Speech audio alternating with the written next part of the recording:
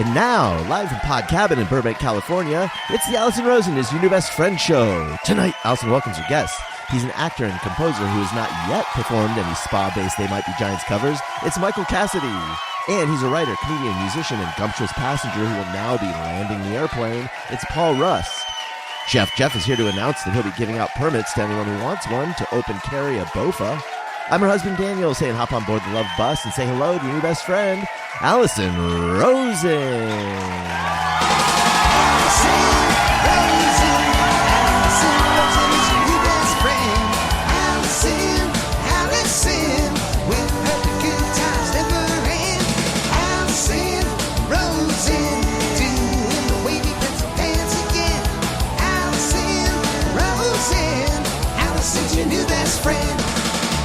Hello, my little Yorkshire puddings. Welcome to another exciting episode of Allison Rosen is Your New Best Friend. That particular delicious carbohydrate was sent in on Patreon. Patreon. By Robin Kern. Yes, I am on Patreon, and you can get all sorts of exciting bonus stuff. You can get extra episodes of my Patreon-only podcast, The Friend Zone, where I chat with guests and I give them your questions, and we talk about all kinds of stuff that is gossipy and juicy and fiery that we would never release to the general population. Only people behind the Patreon firewall. And then recently I did a Patreon Ask Me Anything episode where I revealed that on the next one, that's right, it was a tease for a future episode. I'm sitting on a pile of old gossip. And as disgusting as that sounds, I'm telling you, it's fresh old gossip. It's like old gossip that is hot and come and get my old gossip. And I'm just going to start giving it away. Like when old people give away money, I'm giving away old, fresh gossip. You want my old gossip. And I'm just going to give it away for free, but for money on Patreon. And there's love where you can text me. I'll text you back. What you're hearing right now, there's a video of it. And if you think that we weren't dancing to the theme song, you're wrong. We were dancing and you need to see that. And I'm doing a live stream this weekend. So when you hear this, it will be on the first Sunday coming up, and you need to get in on that action. That's for the people at the confidant level, which is the texting level. It's the $10 a month level. There's something else major coming up that I'm forgetting. That's because I have COVID I'm on the tail end of COVID right now. Anyway, patreon.com/Allison Rosen. Sign up for a year, get Patreon. 2 months free, or do it monthly. This is the most fun episode ever. I can already feel it. I'm very excited about these guests. Welcome back to the show, Paul Rust. Hello. Oh, hi, Allison. Oh, thank you so much for having us on your show again. Much appreciated. You are a fan favorite and a host favorite. Well, that's lovely to hear. Very exciting to see you in a room I've never seen you in. We'll get into that. Of course. Michael Cassady. Hello. Hi, Allison. Hello. How's it going? Is that a parrot pillow behind you? It's a toucan head. Okay. You can put it on your head. Let's see how things go. Maybe we'll get in the toucan head. This is like Chekhov's toucan. It's got to go on your head at some point. Very exciting to see you as well. And Jeff Fox, hello. Hello, and look at this lineup. I know. Podcast boner. You guys, I don't know why I'm using this sing-songy kind of voice. I think I'm just excited. Okay, a lot to get to. There's a lot to get to. Paul Rust, did I recently... And it may have been for Father's Day, which I feel like was recently, see a photo that your wife posted of you in a ballet class with your daughter. Oh, yeah. And I only did it for the likes. Well, did you get enough to warrant this? No, I only later found out through Instagram that picture was taken. So that was a true candid shot. How's the ballet going? It was a very sweet photo. It was great. The class was it was in a class, and that was so much fun. And then probably about a month after that, there was a recital, and I grew up with 2 older sisters, and so I went to a lot of recitals, and I have like fond memories of them as a kid growing up. but to go back as a grown-up now and see them again. I actually was talking about it with Michael here earlier.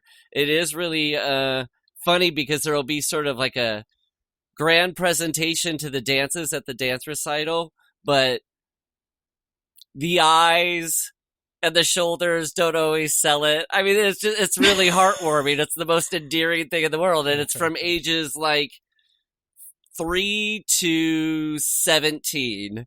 And they'll even do like the elaborate. I saw like a trio of like 15-year-old young women, and they were doing like a you know that thing where it'll be like two people go on the ground and they roll across the floor, and then the third person kind of like steps across them as if they're like walking on water or something. It's supposed to be like an illusion, and it did look legitimately cool. But then when she got to the end of the roll, she just looked at the audience and kind of like shrugged, like, whatever, who cares? Like, I love it. It was really heartwarming. Yeah. But in the photo, it looked like you were taking the class with your daughter. No, that was just, I think, come on up and dance at the end of the class. Oh, I see. Yeah. Okay, so it's not a like Daddy and Me ballet. No, thing. But I guess I was attending those classes and I haven't. I genuinely wonder who took that picture. I mean, I'm going to guess. was out of town that day. Yeah. What? I feel like Leslie would probably know because she's the one who posted it. Yeah, I guess there must be somebody in there. So, could have been Dance Magazine. Yeah. I know that they had some snappers there. Secret spy. Have they been reporting on it? Yeah, I've been keeping my finger on the pulse at Dance Magazine. They have high praise for you, though, Paul. They're big fans. But, what did they say? They said it's one of the cutest photos ever that they've ever taken. He got a cheer in their cheers and jeers section. Oh, no. Who did they jeer? I guess there was a young dance team age 5 to 7 that was like a young white nationalist team. Oh, no. Definite jeers to that. Definite. Yeah, jeers. I can get on board with that. Jeers to that. They're not mean-spirited jeers, is what I'm saying. They're actually pretty moral and ethical jeers over at Dance Magazine. Okay, sorry. Oh, yeah. No, I think they have an ethics committee. Yeah. That's consulted. Their editorial is on It's point. not like just jeers. That person wore an outfit that was unflattering. That's that's punching down. If you go back and you look at their jeers over the years, which is actually a different segment. It is a different segment. Yeah, you'll see they've been on the right side of history always for most everything. Yes. Yeah, it's pretty cool actually. Yep, They predict the presidential election every year. They're very political, increasingly. Dance Magazine. So I mean, this white nationalist team kind of makes sense, doesn't it? Maybe that's the direction that dance is heading in general. Wait, I forget who said it, but somebody said that the arc of history is long, but it bends towards cheers. And away from cheers. And away from true? cheers, yeah. Yeah. I guess they have a way of predicting things. Let me check Dance Magazine's editor-in-chief, Norm Stradamus. Interesting. Junior. Norm Stradamus Jr. Guess he takes from his old man. So I have an update from last week. Ooh. And in order to do my update, which is in a way breaking news, but in order for me to do my update from last week, I'm going to first have to update you on what the update from last week is. Of course. So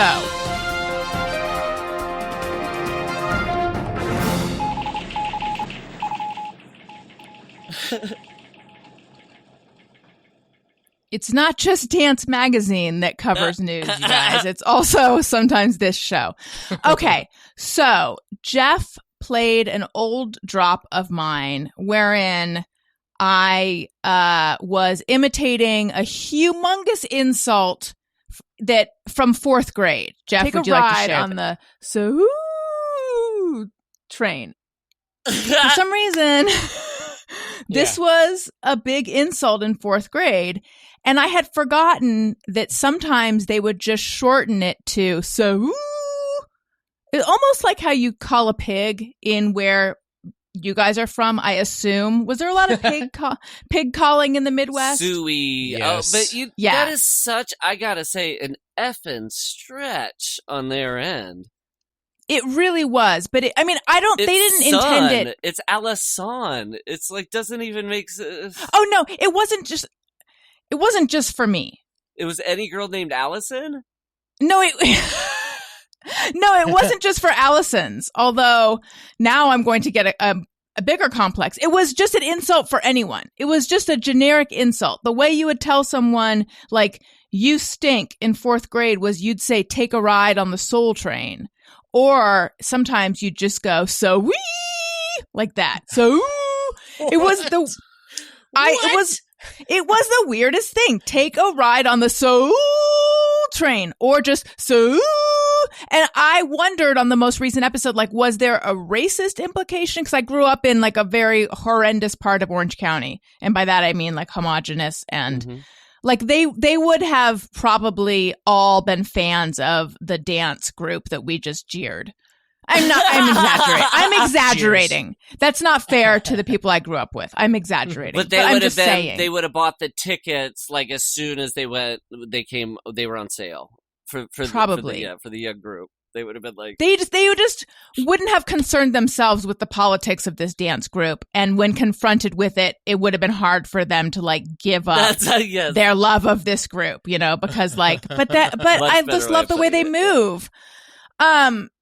So anyway, that was a big insult in 4th grade, and then face. Now, yeah, and you'd make your hand in like a claw, and then you'd pull down face. And in your face and facial. Were any of these popular in Lamar's? Not the train thing.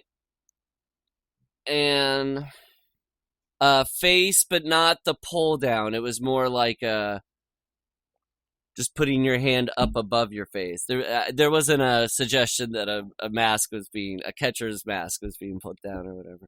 Okay, but you would say face. Yeah. Now. To your mind, was that short for like in your face, or like what did that mean? I think it was kind of like a version of flinch or something. Like it was kind of like I just sort of pulled a power move, and now are you gonna flinch when I do like face? It was kind of like a final like FU to some power move, some status move, or. Oh, I hated that the most, man. The flinching thing, the like deking at people and getting them to flinch. Oh man, that drove me nuts in like middle school. Did you just say deking at people? Like going at people. Yeah, but is that a word? Because I don't know that. Deking. Yeah, I know gleeking. What's that from? You know what? Gleeking? I could never do it. Like out, Gleeking. Yeah, like from under your tongue. Oh. Yeah, there was always a cool person who could. Well, my notion of cool clearly is because for me, I was like, oh my god, if I could teach myself to burp, I would never be bored. And then one night, I taught myself to burp, and as it turns out, actually, this was college. I feel like now that people have smartphones, college is different. But my friend Elisa and I spent like hours and hours because she knew how, and she's like, it's all about the in burp, and we spent just hours. Oh my god! And she taught me how to make myself burp. Yeah, I mean it hurt so bad, but by the end I was like, that's what I learned as a first year of college. I taught myself to burp, and I was so proud of myself. Anyway, okay, so deking. Yes, I don't know where that term comes from, but I like it. I don't remember where it comes from either, but I think it might be. I mean, this is like that I am an athlete when I say that I think it's a sports term. But it's like when you fake somebody out. Yeah. Like, I'm going to go this way. No, I'm going to go that way. That's cool. Like psych. Yeah. Yeah. Psych. Right. Yeah. I was just thinking about this a couple days ago because I saw the word murmur, M-U-R, and it reminded me rum. My friend Rick in high school for about a year kept a thing called the Murr book, M-U-R, and It came about because when something was annoying, people in my high school would go, meh. It would be like... I kind of remember that sound. Yeah, it would be like a teacher going like, and if you guys stop doing, and if you don't stop doing this, there will be consequences. And then somebody next to you would go, meh. Like, and so my friend kept the Murr book, which would be like so funny. He would keep dates and times for when he said Murr, and to read through For them. when he said it? He said it Great. the most, and really, like, I remember we figured out it was somebody a couple grades older than us who sort of like started doing it, and then Rick, I think, codified it into like, this is a great word. Let's make it try to live on forever. But it would be like something date 8:05 a.m. I'm stopped in town by a train. Murr. Now, if someone else said Murr in another class, were they supposed to? Was he like the paper of record for Murr? Was he supposed to find out about other Murrs? That would have been really great to make sure all Murrs must be recorded, but no, just his own personal. Just Murrs. his own Murr. So it was just a diary, basically. Yeah, but it is good though, right? It's a good. It is. Yes, it is like a diary. But it's a good word, right?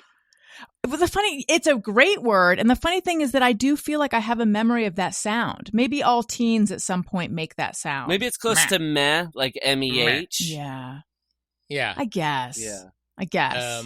Also, I thought you were going to say, Paul, that it's also just a healthy way of dealing with that emotion. If you're annoyed by something and you can get it out with something as brief as that and then move forward, that's great. That's a therapeutic thing. Hey. And then it's out. It's out of you. Murr lets me work through it. They probably teach that at like anger management. Murr. Isn't there a band called Murs? Oh, I know the Muffs, but not the Murrs. Similar to the Muffs. And the Durs. But, yeah. Yeah, the Muffs and the different. Murrs. Okay. The Muffs and the Durs toured last summer. It was so great. Yeah, it was so snurf. Okay, so here's where the breaking news comes in. Yes. But breaking news in the middle of my breaking news is a thing just went across my screen that said Skittles unfit for human consumption, California lawsuit claims. Whoa. Oh no. I don't know. I don't know the details. I know. Don't okay. taste the rainbow. Right? Yeah. Right. Taste the painbow. That's good. You should do jingles for uncommercials. Yeah, ads that people Yeah, would for like. lawsuits. Yes, jingles for lawsuits. That should be a thing.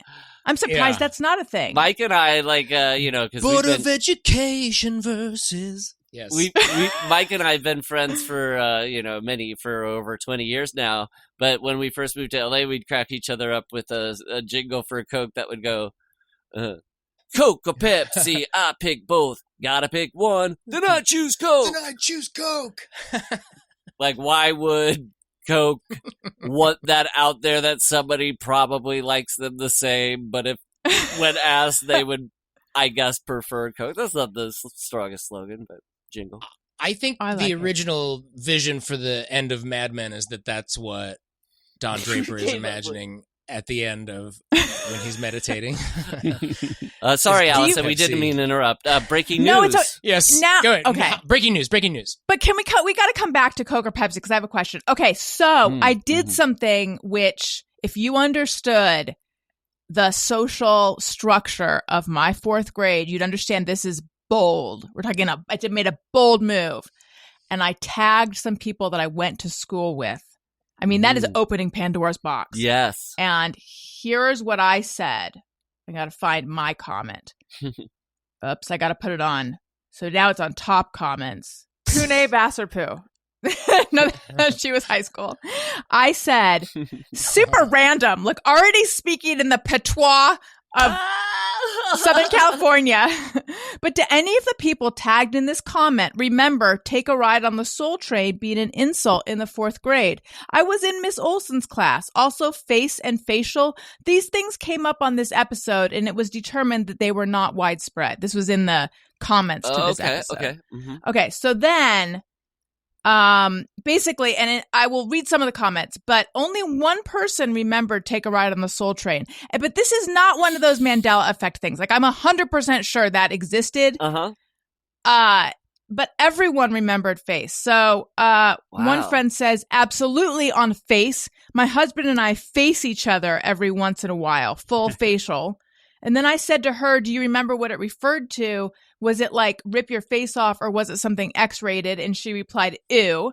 And then another friend said second to face and facial only for extreme circumstances.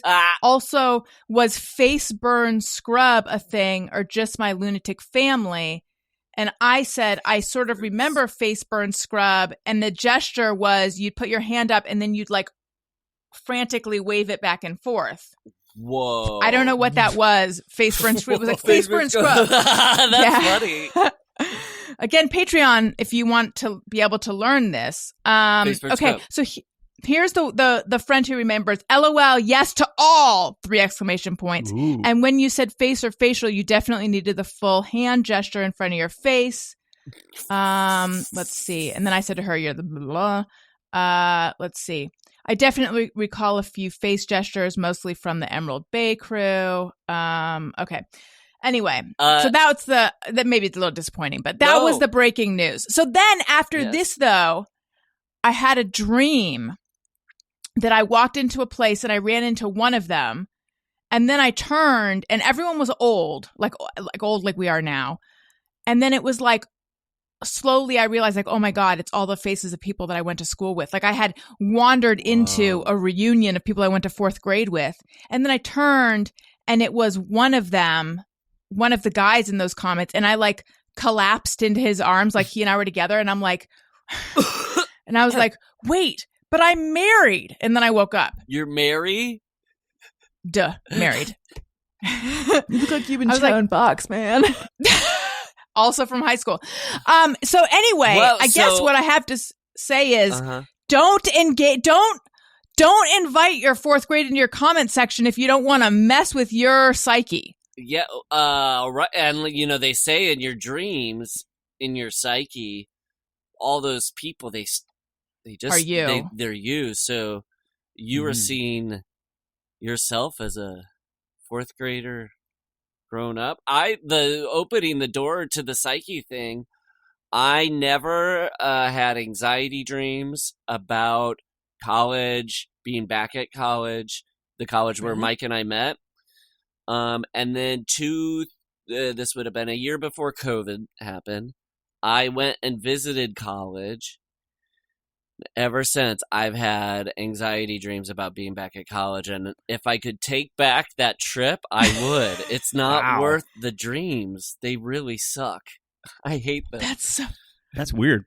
I'm never going to go back there. I'm sorry. It's just like I've already accepted in my mind. There's no reason for me to ever go back to Iowa City.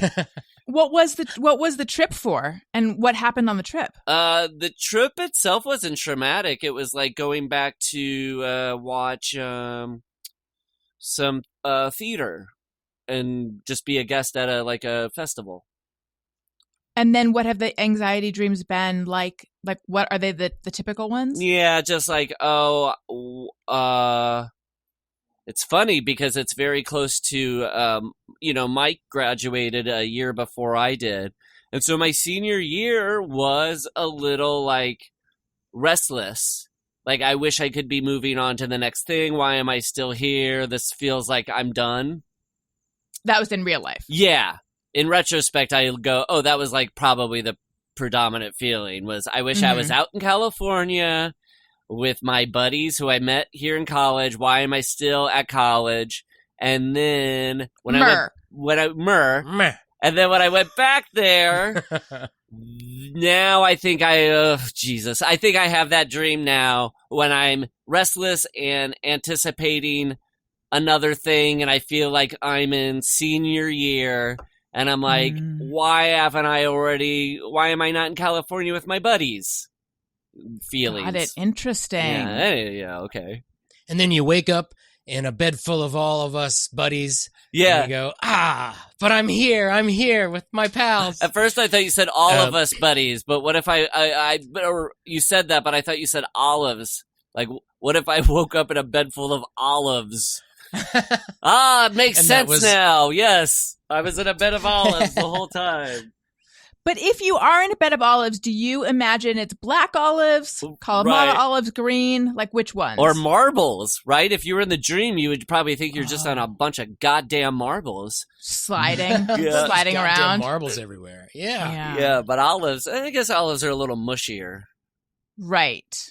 So, It might not be that uncomfortable, actually. Yeah. One time, I microwaved a bowl of broccoli, and it had cooled off to like a pretty comfortable temperature, and then I dropped it on my bare foot, and I swear to God, I was like, that felt so good. And someday before I die, hand to God, I will submerge my naked body in a bathtub full of warm but not hot broccoli. It felt very comfortable. Oh. So it wasn't that part of the glass bowl. Sorry, Mike. What were you going to say? No, I know that you have hurt yourself on a bowl. No, yeah, but it was more, I was going to ask you, like, you like the feeling of warmish broccoli, is what you're saying. On my foot. Yes. Yeah, it was like warm, moist, soft broccoli. It was just very comforting on my body. Yeah. It'd be better, or it's better that it's that than if the bowl, like, broke on your foot and you liked it. And you're like, oh, no, now I'm a sick twist.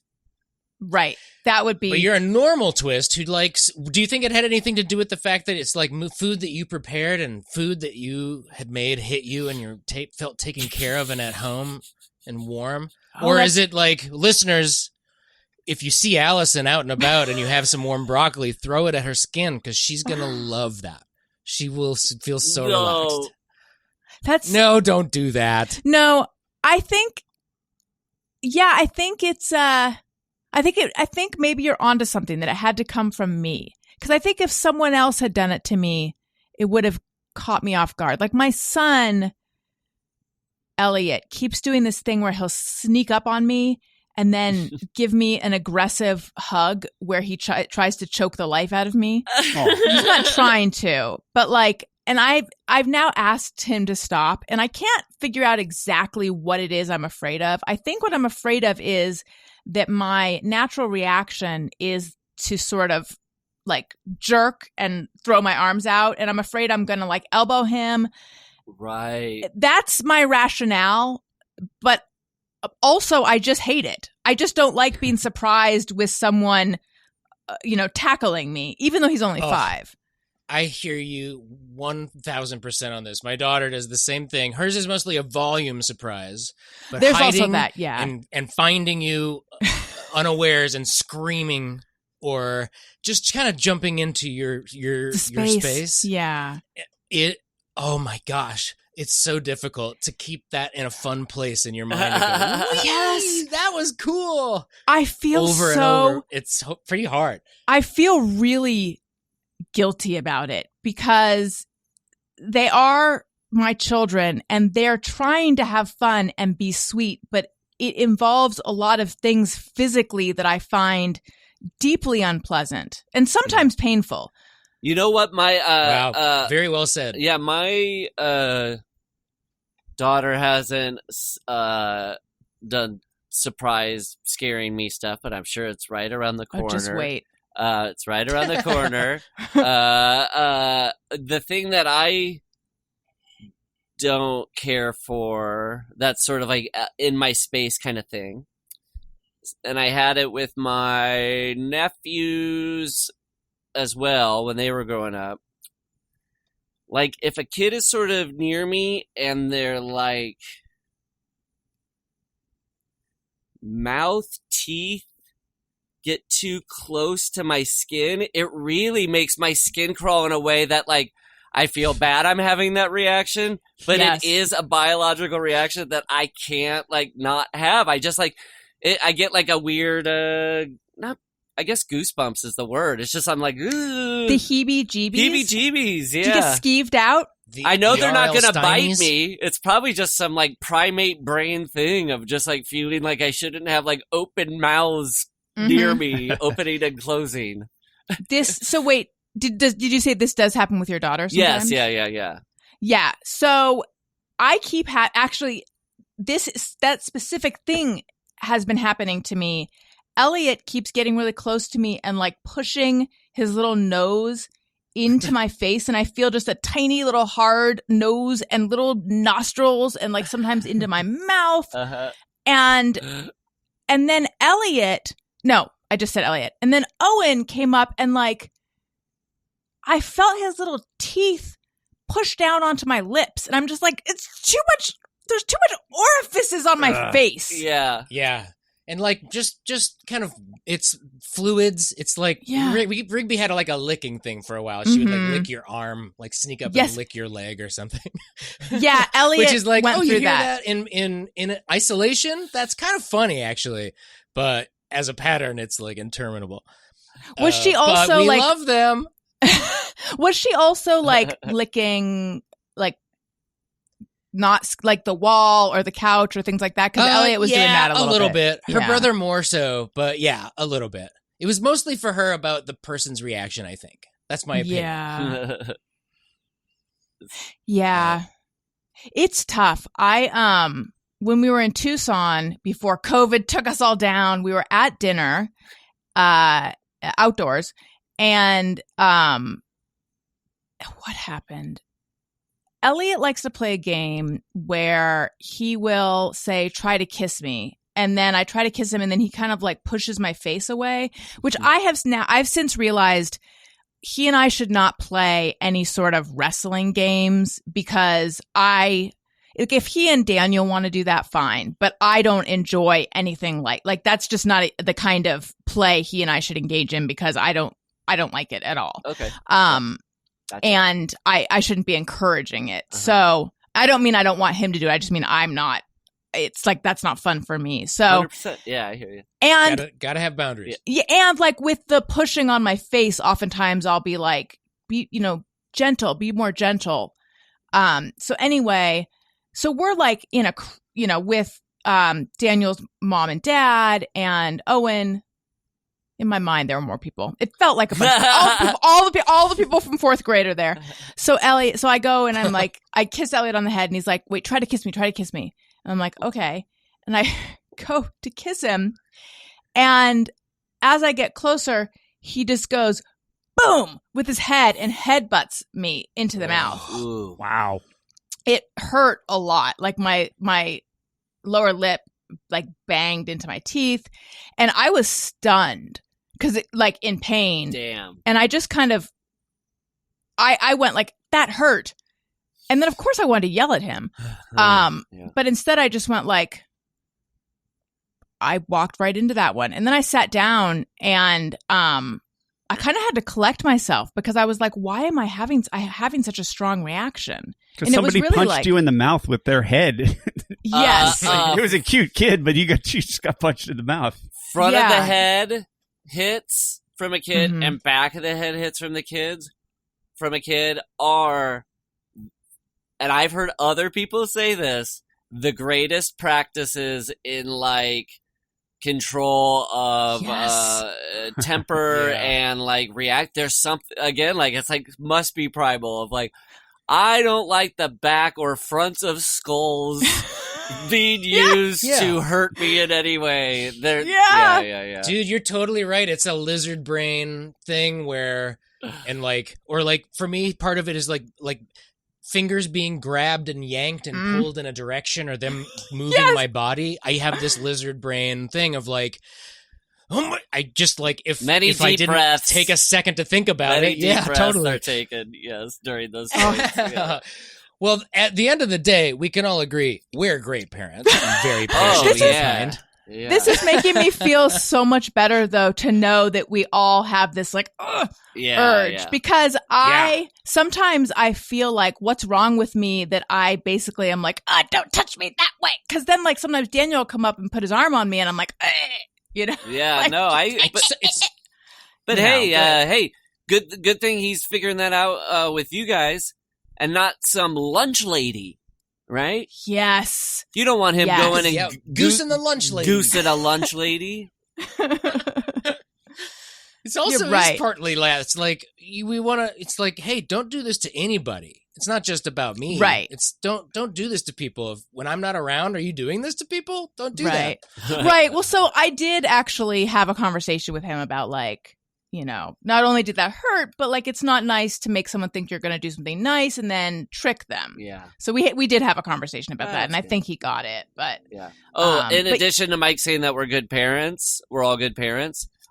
A few months ago, I was in the line at the grocery store. I looked back, and there was an old man behind me with less groceries than I had, and I let him go in front of me. You did? Wow. Oh my God. That was probably, what is it? July now? That had to be probably February when I did that. Do you think he's still Talks surviving about it? on those groceries? I bet he's on a podcast right now talking about there was young man. I was late for my geriatric appointment, and I really appreciate it. My legs were tired, and Paul let me go in front. I do appreciate it. One of the best episodes of the Good Samaritan podcast. What if he was actually heading to an assisted suicide session that he didn't want to go to, and he hated that I was making him go. He's like, I came here to waste a little faster. Yeah, I came here to waste 10 minutes before I had to go and have Dr. Jack Kevorkian work me over. David Koresh is waiting in the car. He's going to be mad.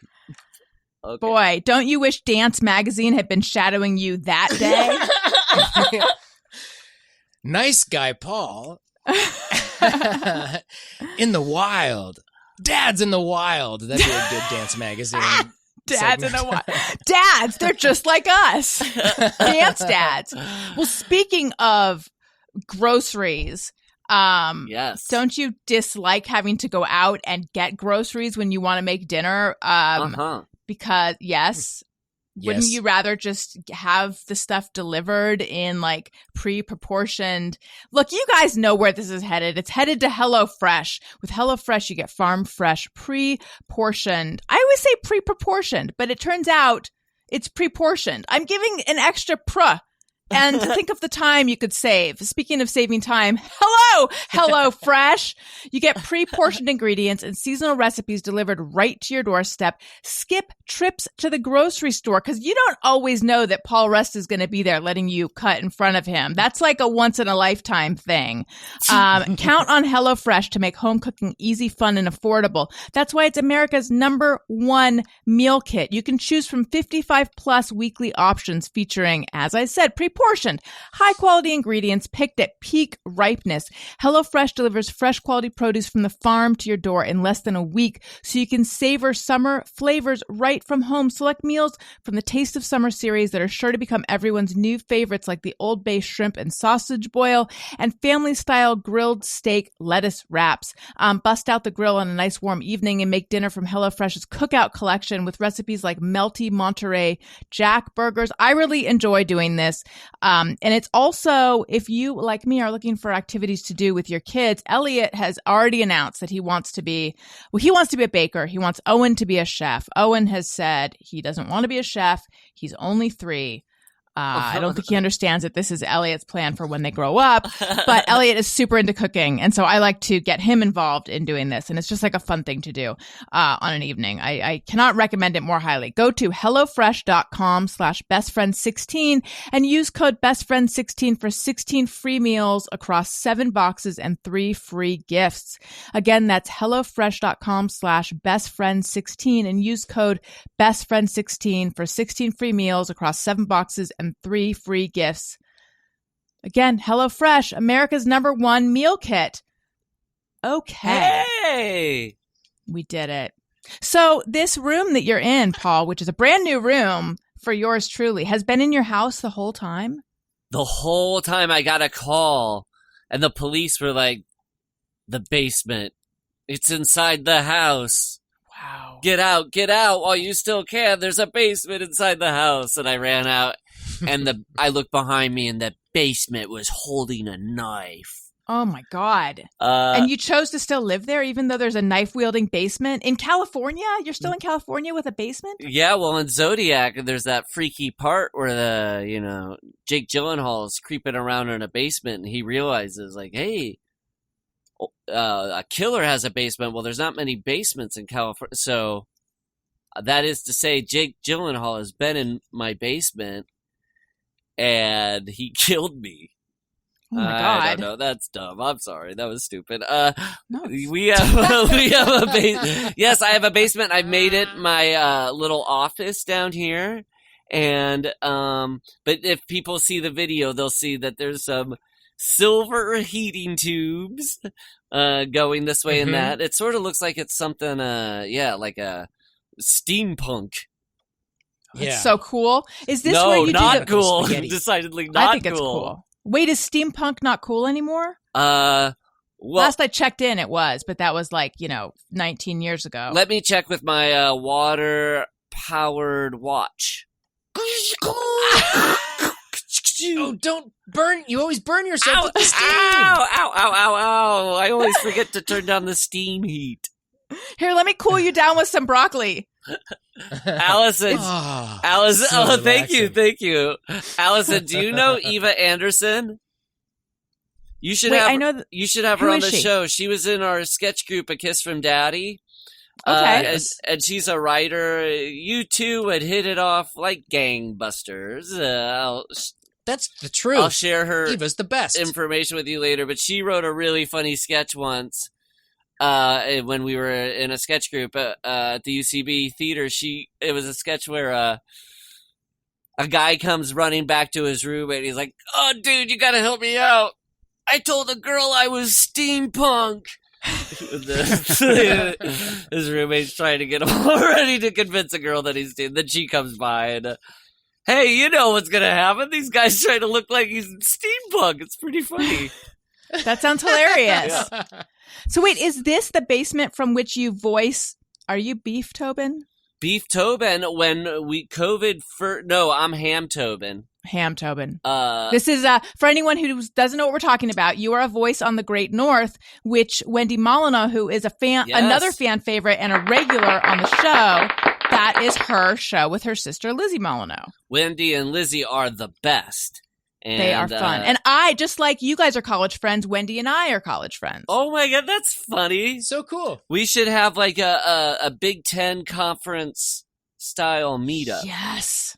Yes. On the gridiron. Yeah. Yes. We'll deke on the gridiron. Oh my God. Face. Oh, we will. Psych. We will So deke and face all day. But when COVID first hit, I had to record here in the basement, and I had a blanket on my head and stuff to keep things quiet. But that was pretty soon enough. That was done. But it was. You still do the blanket thing, though, right? Yeah, I go in the basement and put the blanket on. I come into the studio with a blanket over my head. And they say, "Sir, you don't need this. We have the walls are." I sound like Trump. They came up to me and they said, "Sir, you don't need the blanket on your head. We have." What am I doing there? Who cares what that guy says? But everybody always calls him sir. Hey, it's a funny thing about that weirdo. Yeah. Let's keep the politics and dance and off of the podcast. Yeah. That's the dance world is where the politics. Yeah, Dance Magazine, you handle the politics. Politics. Oh, that is what it is. It's a plandemic and it's a politics. Follow the money. You know what I say? I say, sing like no one's listening, dance like someone's voting. Mike and I have a song called Mrs. Barnaby. Our band, Don't Stop Roll Die, has a song called Mrs. Barnaby, and the chorus is with Tony Thaxton, a friend of your podcast. Friend of yours and ours. The bad boy of podcasting, who will be back very soon. He's out playing with his dumb rock band right now. I mean, we love Jeff, for sure. And Jeff is going to be, when Tony can't drum for Don't Stop or Die, Jeff is going to drum. Yeah, Jeff, we'll talk about that later, but that's already agreed to. Jeff is a musician as well. He's a bass player. Right on! Nice. Rhythm section for life. I started out playing drums, and then there was just too much junk to carry around. So that was like me, and also I wasn't good enough. But mostly it was the stuff. Yeah. Carrying too much stuff was my cover story. But we have a song, Mrs. Barnaby, where the chorus is, "It's a dance thing. You wouldn't understand," because we saw that on shirts growing up. Did you ever see Drill Team in high school? Yeah. They had shirts that would be like, "It's a dance thing" on the front, and then on the back it would be, "You wouldn't understand." At Fort Dodge Senior High, the jazz lab had sweatshirts one year that had on the back, it had if you have to ask, you'll never know. About jazz? Oh my god! About the high school jazz? Well, department? I mean, I guess it didn't say per se, but it's implied that you need to not ask about jazz if you don't get it. Okay, please, because we are very smart 15-year-old boys and girls. High school sass is a special kind of sass. I remember there was this guy who had a license plate frame that said Erica and tennis, my two great loves. Oh my god. And he went out with a girl, and I am going to use her real name, and I hope that's okay because it's 1,000 years later. Her name was Erica Yankovitz, but they called her Erica Yanker Tits because she was big bosom. Jeff, we might have to bleep that later. And I just am wondering if they're still together. But I remember as a very late bloomer, mostly emotionally, like I just was like, I can't imagine that kind of love at this age. I don't think I had that. I don't think I actually had that thought. I think I was just like, oh, to be so enamored of someone that they would, get a personalized license plate frame and be so into you. But I look back, I just can't imagine finding license plate frame love that young. Yes. Wholesome, like, rebelliousness is like the sweet spot. I love like Alvin and the Chipmunks so much because Alvin is so funny how he thinks he's being rebellious, but it's like by skateboarding on a cruise ship. Like, okay. Oh my god! While Pink plays, I get trouble now? Get trouble. I was like, oh, this guy's awesome. Yeah. So, if you love wholesome rebelliousness, just wait for this story. And some listeners know where this is going, so I will make it fast. I can't wait. In fourth grade, the aforementioned fourth grade with all the commenters. Yes. My best friend and I would sneak into the bathroom. Jeff might know where this is going to. We would sneak into the bathroom with an eraser and erase the cool kids' graffiti. Wow. I never heard that. We were afraid of being caught. Not by the kids, but like by the teachers. We would smuggle an eraser into the bathroom thinking we were like breaking the rules. Looking back on it, it's like we were helping them. Up your butt?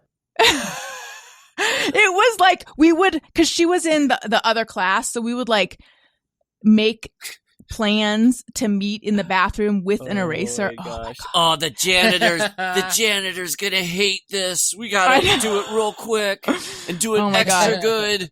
And I would just like imagine how frustrated the cool kids would be when they came in. It's like, where'd our graffiti go? It's like, you'll never know. Oh my god. Man. That is.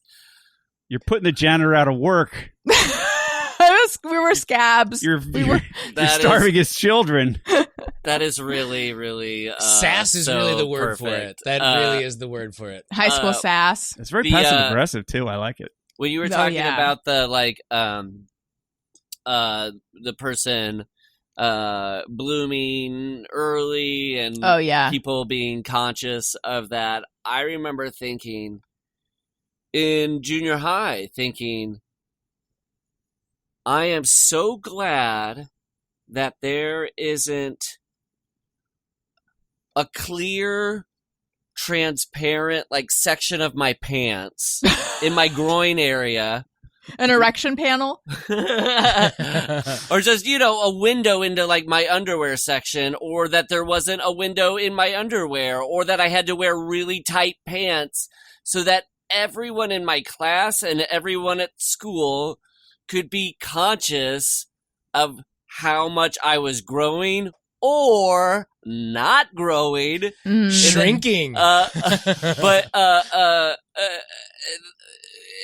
I'm just saying, on the flip side of having to be a young woman and wearing a shirt and everybody is conscious of what's going on there, that is a huge bullet I got to dodge by not having like really tight pants to show like just a penis head popping out and be like, oh, okay, that's what's going on with this 6th grader, I guess, right now. Right. Who gives a shit anyway, but...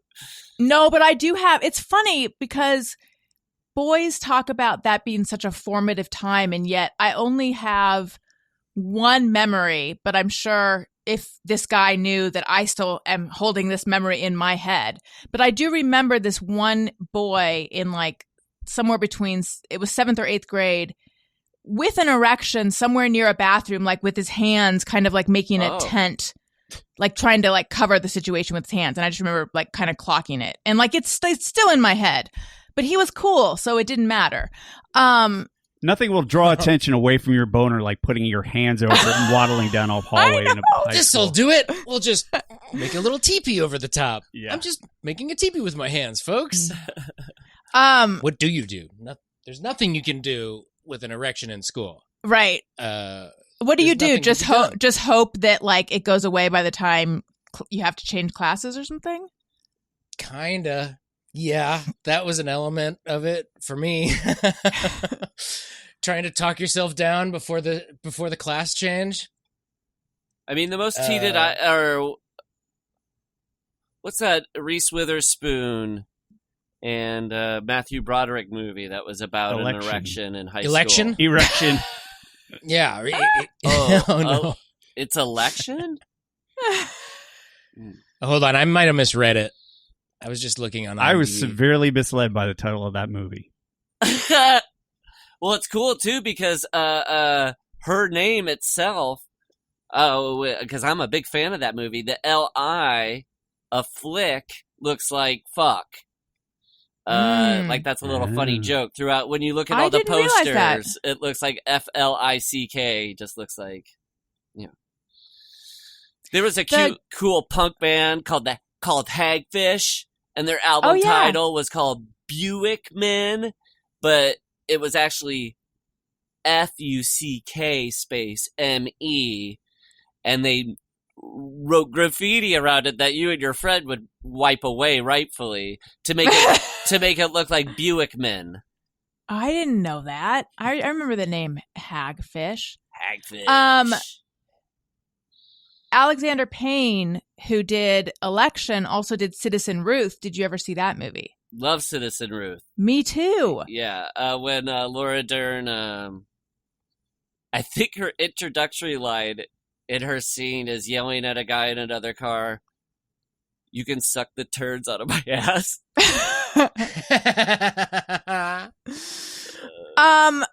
Wait, there was something I was going to say. Oh, yeah.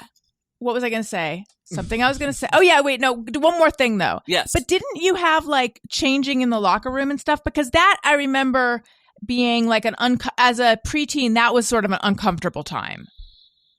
People didn't You tried to make it, like, stuff. very fast. Yeah, you just didn't have time, so most people would just kind of go in and wet their hair or something, but I never really had to have that time of, like, being in a shower next to somebody. Mike? I mean, you and I showered together throughout our every morning in college. Yeah, that's kind of our songwriting process to this day is we take a quick shower and then write a song. Not true, but in middle school, the showering together was not happening yet. But I remember in high school, they were showering together. Like, also in middle school, when it was like at its worst, we had a PE teacher that would take his pants down to his ankles to pee. He would like while stand you were at showering? a wall urinal. Well, in the locker room, there'd be like wall urinals, and he would take his little gym teacher shorts down, like all the way to like down his legs, like a 6-year-old does. Like exactly. In a public restroom at a hockey game or something. And then his dad goes, you don't have to do that. You don't have to do that. That gym teacher did not have the dad who said that at the public restroom at the hockey game. His dad was there, but he was distracted, I think. His dad was doing it too. That's why he never learned. Eventually, they'll just make it so that you just don't have to do all that, I feel like. Yeah. There's just too many occasions where things could go south, I think. It's a weird... it's unnecessary. Hygiene, really? Come on. Yeah. Kids are going to reek all the time anyway. Hey, if they're deakin' or fleekin', they're going to be reeking. Ooh! Yes! Yeah! That's right. Good t-shirt. And if you have to ask, you don't get it. Understand it. Yes. Get out of here with that. Mm-hmm. If you have a curious mind, you're stupid. That's what that is saying. Oh God, I wish I could remember other slogans and things from that era. I bet there's a place to go to find them. Yeah, I had like I said, two older sisters who one time I raided their denim jackets for their buttons. Because I had a denim jacket and I wanted it. Uh-huh. And but I didn't understand the jokes of them. So I was like an 8-year-old, second grader or whatever, wearing a denim jacket with a button that said, "Stop looking at my chest."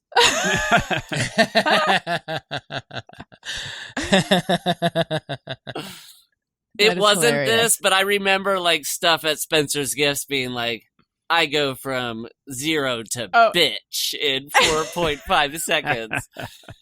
Or PMS putting up with men's shit was also a doozy. I suffer from PMS. Putting up with men's shit. Yeah. I feel like this might have come up on this podcast before, but my middle school was Phillips Middle School, and the initials of my middle school were painted in huge letters in the cafeteria. For all of the 13 and 14-year-olds to eat their lunch, there was this huge mural that said PMS on a whole wall of the cafeteria, right when they were telling you. I mean, girls already knew by then, but the boys were being taught, this is what's going on, and we made fun of it. And it's crazy that they put that where you eat. Yeah. But they weren't thinking about it. Also, the murals were pretty slapdash, students were doing it. So it'd be little kind of crappy M&Ms are climbing up on it. And there's kind of a Garfield and maybe the Grinch or something. But kids have painted little figures around it. That mural sounds amazing. Yeah, I should get a picture. Sounds really cool. Somebody's got to have a picture.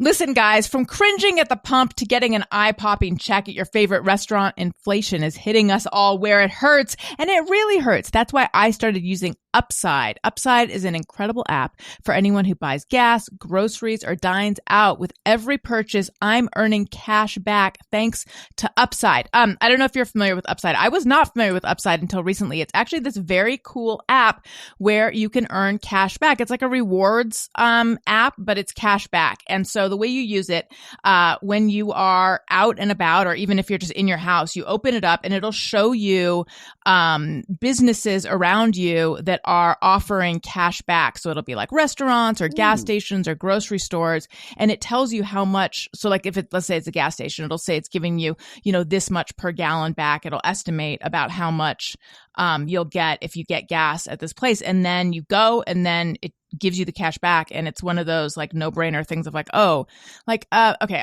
this is a quick aside. A huge regret I have is that I had a credit card for a long time, but I didn't have one where I was earning any kind of rewards or cash back or anything until kind of recently. And because I'm a grown baby, I blame my mom for that for some reason. Anyway, let me be your mom here and tell you. It's really her fault if you think about it.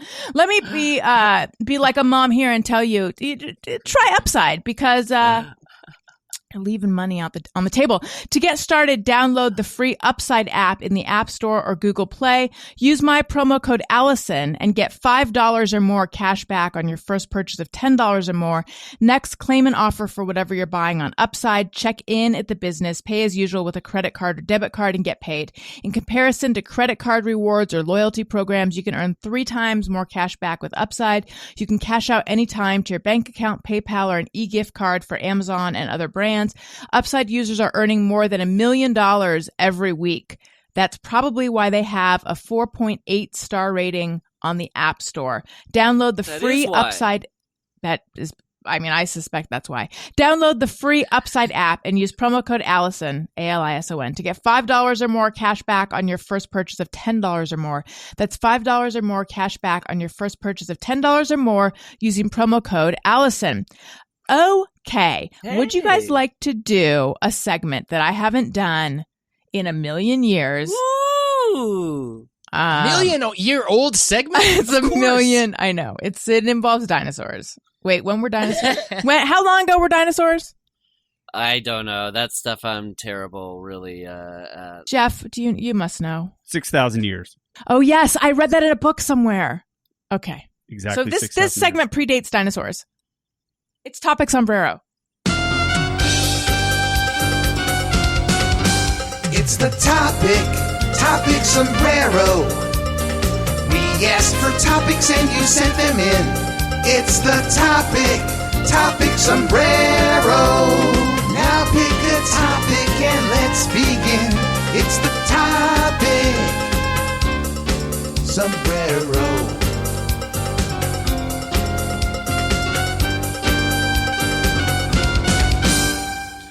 Okay, so when I did this show in New York as a streaming talk show from my living room, I would pull topics out of a double boiler. At some point, it moved to a sombrero. People would send in topics they wanted us to discuss. I kept it going for a while. And at some point, the topics moved out of a sombrero and into a Mrs. Claus mug. Some Christmas happened where we needed the mug, and I put them on my desk, and I was cleaning up my desk, which is not clean anymore. And I found them, and I put them into this cosmetic bag. Again, patreon.com/AllisonRosen, where you can see that it is very hot and my face is turning red. It's a little condition that I refer to as penis face, because my face becomes red and engorged, as if it is all made out of penile tissue. Did I say penis face or penile face? It's penis face. That's what I call it. Penis face. And it's very penile face would be ridiculous. Yeah, it's penis face. Yeah, it's my face is red and shiny and swollen. Anyway, so I have topics here that were sent in the last time we did this segment, so they could be like 8 years old.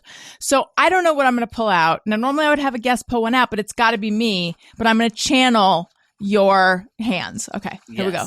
Pulling something out. Again, these Apple make a streaming network? Shouldn't who? Shouldn't Apple make a streaming network? Is that one of the questions you say? No, from 8 years ago it would be like a question. Oh, I see. Okay, let's see. I mean, this was a home run. Oh, here's this is like a sort of a timeless question. Paying for dates. After 4 or 5, is guy still on the hook? Now, this is a good question because I'm married. Paul is married. Michael and Jeff are not married. Right? Michael, you're not married, right? In the eyes of the law. Oh, you are? I am. Okay. But separated for 2 years. Got it. So... No, let's say no. Should have just said no. That's okay. But you do offer a perspective on this, so that's that's varied from others. Right. Okay. So after how many dates did you say? So circa when this was sent in, which let's say was when I was still at the warehouse. So this was at pre-2015. Paying for dates after first 4 or 5, is guy still on the hook? So this person felt circa 2014 that after 4 or 5 that the guy should still be paying for the first 4 or 5 dates. So the question is that still how people feel? That the guy should be paying for the first 4 or 5? Isn't it? Hey, and I'm not just trying to score points here, but it's kind of like forever, right? You know, it's funny because that my gut says that, but I feel like that. But I feel like wrong admitting that. And then and then first it all 4 or 5 that makes sense. And yeah. Oh, if people, I mean, yeah, I guess if the question is the first 4 or 5, yes, yeah. Well, okay, so we answered that. So then the question is he still on the hook after that? Oh, yeah, I don't know, because then after 4 or 5, then if it's not sort of leading towards a point where it's all in the same mix in a way, right? If it's not a long-term thing where your finances might get mixed up, mingled, anyways, yeah. But then by that point, you kind of know that by 5 dates or so in. So then by that point, might as well roll the dice and just start paying for half or all of it, and then and then you're in a permanent relationship, and then maybe it doesn't matter as much, and then sure, she's laying down money for your new electric guitar. Yeah, and it all paid off, paying all for those seafood salads. I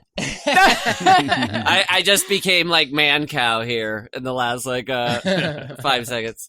Well, that's a tricky one. Who is the asker? It's got to be a dude, male or female. I'm assuming it's a guy. I presume that this is a dude that's like trying to get doesn't want to be on the hook anymore. Yeah.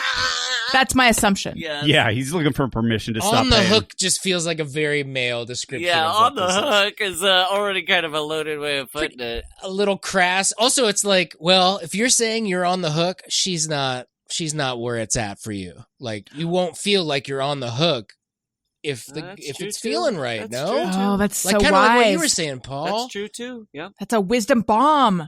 If it's working out, you pay. You don't care who's also whatever. It's an investment in your future. Yeah. Yes, that's right. You're investing. That also right. Is going to be a topic that we try to answer here in a few minutes. But good golly, the ramifications of that question being asked could be an entire podcast series, which is like the choice to pay half. What is that acknowledging? For me, it's acknowledging like, oh, somebody's still not being paid equally, right? I think that's partly the. Yeah, he should pay 70% more. But I don't expect me to do math, but you know what I'm saying. Or not even that person specifically, because that person specifically could maybe even be earning more than what you are. It's just this sort of like big. Well, maybe the question is asked, why does somebody do that? Because I think even if you ask somebody in the 50s why they do it, and it's even backwards 50s time, the person would probably go, oh, because I earn more, she earns less, and it makes sense for me to pay, right? That's where I think it falls, because I know modern day couples where the female either... There's examples where the female pursued and asked the other person out. So in that case, is the man paying for that date if the woman's like, hey, come out with me? But also there's relationships where the woman... The gender, this is, no judgment on the asker, because this is a legit question, but it's a little outdated. Well, a little bit. It's literally outdated. My wife was insulted on the first few dates when I would offer to pay, So, yeah, it does. You're right. Yeah. It is a fluid thing, Mike. Wait, is that true? Well, she really would was just insulted? be like, not insulted. It would just kind of be like, you don't have to, what is this? Why are you doing this? You don't have to do this. And it would be me saying I want to and then me doing it. But that wasn't even a thing on her end. Like, eventually he'll come around. I'm sure if I had said at that point, oh, okay, then yeah, we can go halvesy, she would have been like, oh, sure. So yeah, maybe I'm bringing this with the too old, antiquated of mind. See, I remember after your fifth date, Paul, you called me and you said, "Dude, am I still on the hook for this? This is 5 dates already." I said, "You know what? I'm actually going to write a question to Allison's podcast, and maybe it'll be put in a topic many sombrero. years later." What were you going to say, Allison? I don't know. I kind of like the more traditional courtship rituals, which include the guy paying, but maybe that's because for me, it helped me to discern whether this was like, I had some sort of confusion early in my like dating of where like, is this a hookup or is this guy interested in me? And so things that were more like traditional courtshipy things at least made it a little more clear. That's funny. I mean, I guess I've thought about it that way before too. If I was like, I'm allowed to pay for dinner, I guess maybe something is, it's right? fucked up, but I guess that was sort of the code that was being like sent. And so, yeah. And old fashioned is not bad. Like I'm the same way where, and like you said, Allison, it's or you know, like Leslie said to you, she doesn't want you to feel like you are obligated to do it. That's not fun at all. Right. But you do want to do it, and that is fun, and wanting to do it. Like, I want to pay for it. That's great. But the asker of this question, it's like, well, if you're asking this, like, are you afraid that you're going to be taken advantage of in this situation? Or, you know, sounds like if you're asking, you should get out of this thing. Find somebody else, and you maybe 8 years ago did, but I don't know. Yes. Also, speaking of old-fashioned, I'm old-fashioned too. Like, I think if I was like alone on a farm, I could marry a goose. If my Just heart like chooses it, I could marry a goose. I'm sorry, Mike. What were you saying? Do you agree? I was just gonna say that's how it all began. That's you know, you show a goose you love her by buying her a big bonnet. Tying it around her little goose head, and you say, and then you wait for Easter to roll around to snap the pics. Make that money. And you carry a cane with a ribbon that matches the goose's ribbon. Yeah, maybe I'm old-fashioned, but I carry a cane with a ribbon that matches the ribbon on my goose's bonnet. Yes, I love that. Maybe I'm old-fashioned, but I do shepherd. I'm a goose shepherd. Maybe I'm old-fashioned, but I do rock on a porch and drink lemonade. While wearing my raccoon coat and seducing you with a ukulele. Yeah, holding a pennant and trying to fit in a phone booth with a bunch of other fratties. All the other co-eds. I think, Jeff, do you have thoughts on this one? No, I think these guys have sufficiently covered it. What if Jeff was like, the woman should pay for all? Yeah. First date and she beyond. She should pay him back. She should pay extra. Yes, yeah. She should pay the tab 120%. Because you were like, what if, talk about red flags. What if on a first date a guy was like, you have to pay extra, actually, because think of all the incels who aren't earning money right now because they don't have jobs. You'd be like, right. Okay, this guy might be not second date material. Yeah. I'm not seeing any red flags yet, but we'll see. Oh, Lord, why won't you give me a sign? I think it's time to say hello and welcome and thank you to the new patrons. Hey! To a couple of special people out there who signed up to be new patrons. Patreon.com/AllisonRosen. Patreon. I swear to God, if you guys aren't watching the video, which presumably you're not because you're not all patrons, then you are missing out on a lot of great dancing, both political and secular. Spiritual. Okay. Hello and sexual. Hello Cheers. and welcome to Jason Henry. Annual subscription. Lauren Molina, Kenneth Nichols, annual. I didn't always note when someone's annual or texting. I just occasionally did. How annoying of me. Amy Christensen, Leslie Larimer, Kaylee McLaughlin, Kenneth Kelly, Jen Elsner, Marnie Eilers, annual. Marcy Sheehan, Lisa Murphy Tate is at the texting level. And hang on, Got to switch pages. Switch pages. Here we go. Switching pages. Maria Timonina and Professor Roundtree. Is he or she or they a real professor? It remains to be seen. Welcome. Hello. I hope you enjoy all the fun. Okay. Hey, you know what I say to that professor? Show me the syllabus. Okay? That's what I say. Yeah, I'll believe it. Oh my God, we have the same babe. catchphrase. Okay. We have time for one more quick thing and then plugs it out because I know that you have a heart out, Paul. Got a heart out. Yes. Should we do Heart out. Just Me or Everyone where we share a thing we think we're doing, we wonder is it just everyone, or should we do Hey Go Fuck Yourself where we tell someone to get fucked? I Which have one are you feeling? is this everyone? Let's do that one. Okay. Hold for song. Sometimes I ponder on something I have thought or done. Is it just me or everyone? Skadoop doop. Okay, what is yours? Well, now this is a lot of pressure, huh? Want me if to do this my sucks- my Well, dumb one first?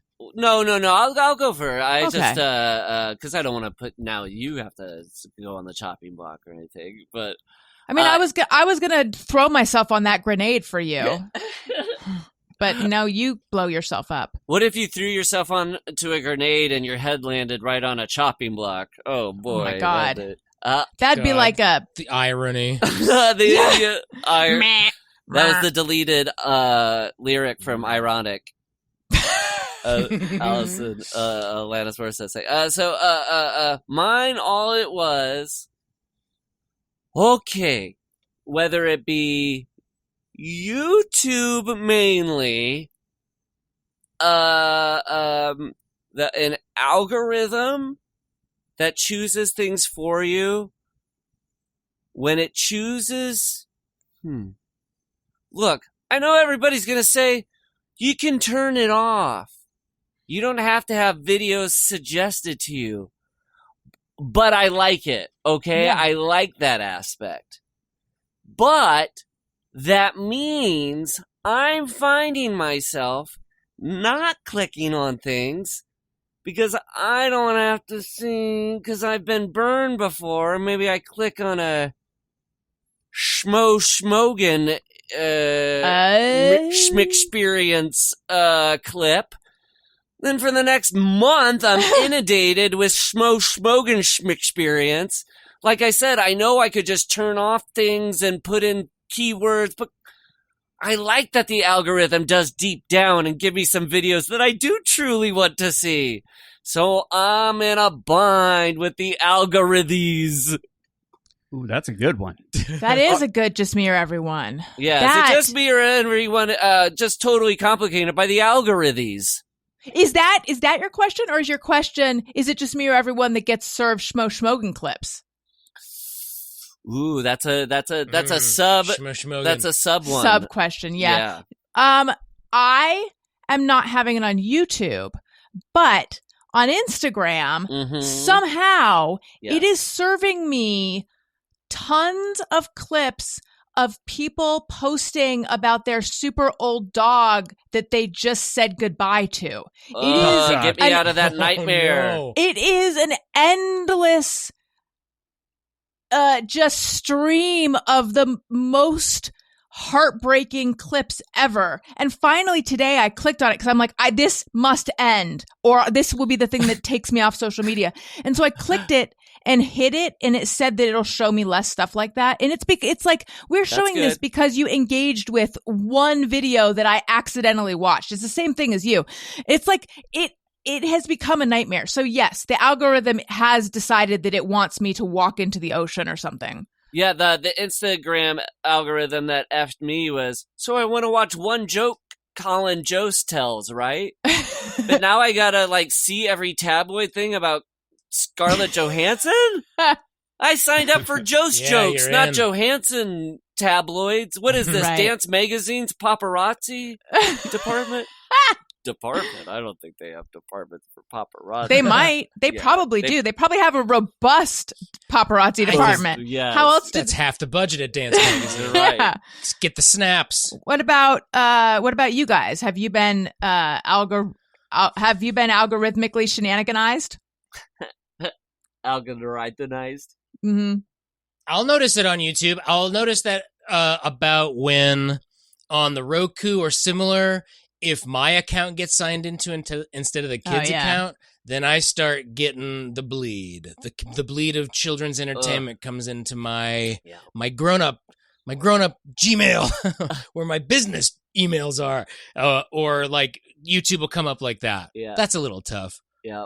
Instagram is probably worse though. You're right. I think Instagram is maybe smarter or has more people like hunting through what people are saying and doing and feeding it back to them. Oh, I think that's feeding cool. us back to ourselves. I think that's so cool. Yeah, I love it. Of course I love it. I think that's so cool. I disagree, Paul. I love it. Yeah, I love it, and I want more. Is it people? It's machines, me. Right? Meep Moop did it. Meep Moop did it. Jeff, do you have this? I have that sort of AI anxiety of I don't want to feed it any information that it's going to know too many things about me and take me places that I don't want to go. Absolutely. So sometimes I'll be excited when it'll give me things that I like, but just recently something that I'm interested in that I've been cautious to kind of like cover my tracks. It has started showing up in my Instagram feed and I'm crestfallen. I'm like, they've connected the dots on me. We're through the looking glass here, people. They figured out who I am and are actually serving me ads that I'm interested in, and now I feel like I've failed. I don't like dirt bikes this much. Is it something easy to figure out? Is it like cats? No, but I have to say that, with my cat being on cat Twitter, that's the amazing thing is like if you only click on cat videos, like man, you get a lot of cat videos. So on his account, there's a lot of cats and mini bikes, and if you want to have a happy life, open an account and only click on cats and mini bikes. And maybe that's how I can sway it a little bit more. Yeah. Just kind of go on a stretch of just touching things I like. Yeah. Do that, but be careful not to go the direction I did, where you click on one too many senior pets and then you're screwed. Yeah. But then it gets into this whole thing of like, why do I have to steer this AI? Yeah, shouldn't it just know me? Yeah. We all watched that Vincent Kartheiser film, right? Whatever Yes. it's called. Okay. I actually went to #SeniorPets, and it was people sort of patting elderly folks on the head. They like that. Yeah. Oh, pets, like They were pet. Yeah. Mhm. The warmth. petting senior citizens. Mike, what's your rubbing hot broccoli on their face. Yeah. what's your just mirror everyone? Michael? Okay, well, for food, it's an eating thing. Okay. For food, and it's not compulsively, it's not all the time, but a lot of the time, and especially with foods that are colored, like Skittles has come up as an chemically inedible thing now, I suppose. Mm. But I'll make sure that most meals, when I'm eating, the same amount of food goes to like the left and right side of my mouth. Like both sides of my mouth are chewing the same like amount. And I clock it, and sometimes, especially when I was younger, now it's just for fun, but when I was a kid, it was a little more like, with Skittles, it's like, okay, half of the yellows, half of the oranges, like the colors have to be evened out too. That's just great. another little layer of something to keep track of while I eat. So it's not just the volume, but it's like the kind of thing. Like if you were eating a Thanksgiving dinner, you'd be like, okay, there's going to be a good Yes. amount of turkey, mashed potatoes, and stuffing mixed in on both sides. Yes. Okay. And you can homogenize bites, that's fine. Right. But the sides of the mouth get like evened out. And like I said, it's not like if I don't do it, I have to run around the house. Touch or doorknobs. do- like it's a contained thing, but I have noticed it about myself and wondered if I'm a lunatic or if other people do this. And I'm sensing that you don't. I'm definitely conscious of how I'm splitting food up, the way I'm filling the vicinity of my mouth with food, for sure. That is like top of mind when when I'm putting food in my mouth. Although sometimes especially when I'm eating crap, and my brain's probably trying to shut off that I'm eating crap, the first 5 bites, I'm not even tasting the crap I shouldn't be eating. Like, it's not until, talk about 4th or 5th dates, 4th or 5th bites is when I'm like, finally logging on to like, I'm eating McDonald's French fries. Like, the first 5 bites were just about like shoving them in my mouth.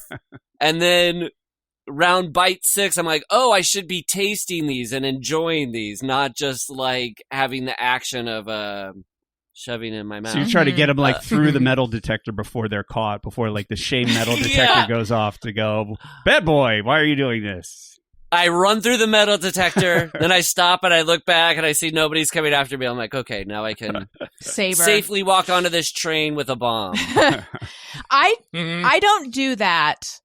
I actually tend to like, there's one side I chew on more than the other. I don't really know why. It would be better if I should try to do what you're doing, because the dentist actually noticed, like, oh, your teeth are more worn on this side. I'm like, yeah, I don't know why. Really? Yeah, I tend to. I didn't present it as something to aspire to. I feel like it's truly, maybe it's a healthy choice. It's truly aspirational. You went to lunch with your doctor or with your dentist? But wait, sorry, what'd you say, Jeff? You went to lunch with your dentist? I did. Yes, I said, do you want to see these guys in action? And he said, I do. But Michael, I use the same rationale with my things that I do. Like, I set my alarm I always like to wake up on a 1, like 7:21 or something like that. And I'm like, but it's not a problem, because if there was an emergency and I had to get up at 7:20, like all these other people, I would be okay. It wouldn't give me like a problem. So anything like, strange that I do, I'm like, but I don't have like to.